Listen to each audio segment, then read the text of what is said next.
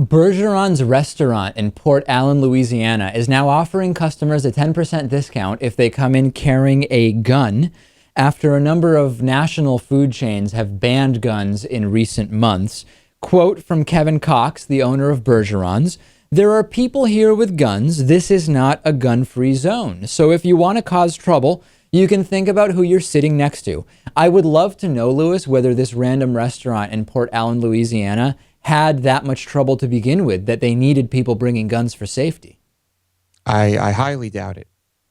Yeah. Cox told the Huffington Post that the deal was originally designed to encourage law enforcement officers to visit the Cajun restaurant.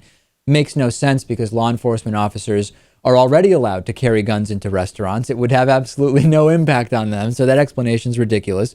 Advocates for open carry gun policies have recently forced some chain restaurants to change their policies, and that is absolutely not happening at Bergeron's. Cox said that the recent gun bans inspired the discount, and he said, quote, "Now you have a choice. You're going to go to Bergeron's and cause trouble, or you're going to go to Chipotle and cause trouble. I don't think they're going to come here if they're going to find good people carrying their guns."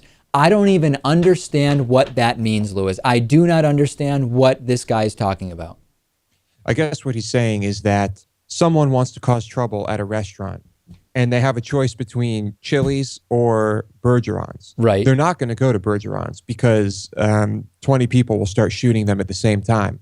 So they're going to go to the restaurant where there are no guns allowed. He said business is taking off since the deal was introduced and that people are driving there from far away just to have dinner with their guns.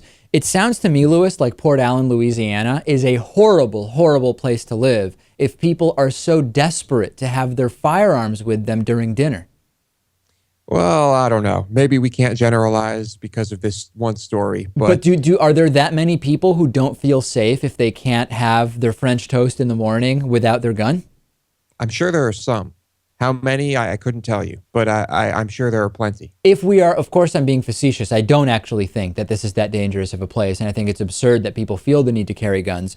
Think about the other places in the world where people feel the need to carry their guns with them at all times for safety, the places where you really do need a gun with you at all times.